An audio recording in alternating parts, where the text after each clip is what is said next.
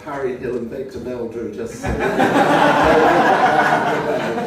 So, as he said, I'm a poet, so I don't do the regular stand-up, but I do what I hope to be funny poems, and if I die tonight, all I have to do is go next door, so that's I said I was going to do that joke if nobody else had done it up to that point. So I'll start with a limerick, because that's the easy thing to do. So there was a plumber from Brighton who installed a loo to shite on, and just for a caper, he put some paper, not to read, but to write on. So I've got... so this poem's really interesting because it's about me. I'm the funniest poet in town. I blaspheme, I swear, and I curse, but nobody seems to mind, because it rhymes, it is mostly in verse. I go to a cafe to eat, just veg and sometimes no meat. I'm not veggie or vegan, a man of all seasons, and the funniest poet in town. When walking on the beach, I often go for a paddle, feeling the shingle beneath my toes, sharing a joke with a gull that knows that I'm the funniest poet in town. I'm the funniest poet in town.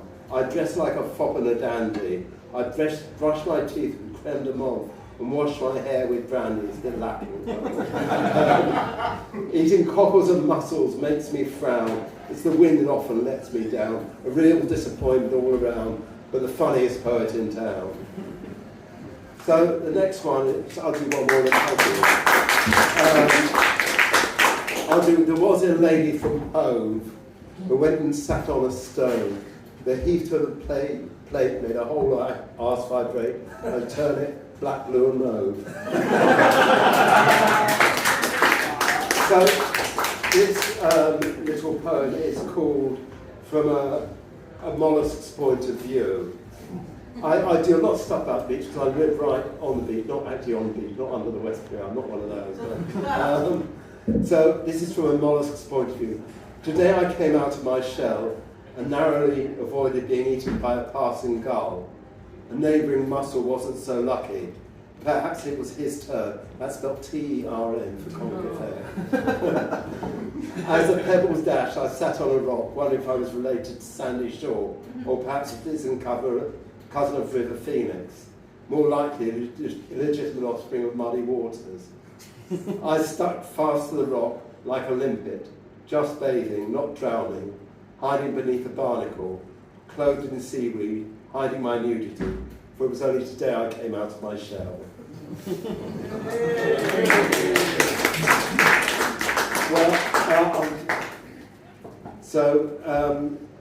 I do one more limerick?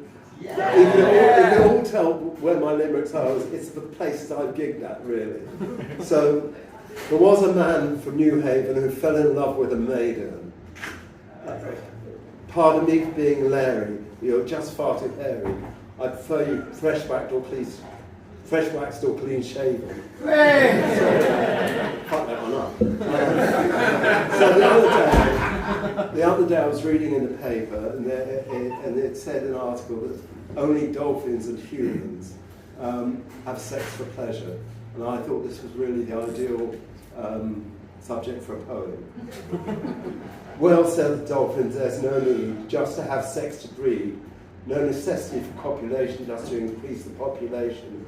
We do it mostly for leisure, extra fish and carnal pleasure. Not so, said the elephant. I enjoy to hump, and on my partner's back I love to jump, but when it comes to oral, it's down to luck. One false move and your trunk gets stuck. A blowjob is no job for a pachyderm. The pain alone will make you squirm, so we tend to avoid the kinky stuff. Doing it doggy is enough to satisfy the urgent needs of the largest of all mammalian breeds.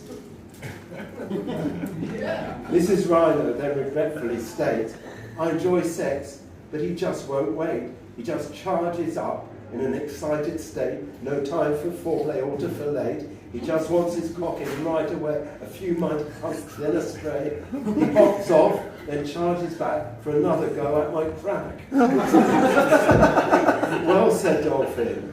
On the whole, I enjoy sex with all my soul. Other animals are sedentary, but we have for us an extra entry. No other animal can show a hole exclusively labelled blow. Because of our nose and lack of necks, we're not very good at oral sex. Dolphins are sex gods, very dishy, but we taste extremely fishy. I've got one more for you, but just before I go, I'm on TikTok and I'm on Instagram. I'm Peter the Poet on both things, so if you want to look at that or follow me, that'd be absolutely great. So this poem I wrote at the beginning of February, was pissing down with rain. At the time I didn't have a partner, and it was called Love and Weather. Wind blowing, the clouds above, the mind soon turns to thoughts of love. Go on then, have a try on Tinder, and see your hopes soon turn to cinder. Desperate someone's much kinder, for a change you could try Grindr. But if you don't fancy a chap in leather, just swipe right for sunny weather.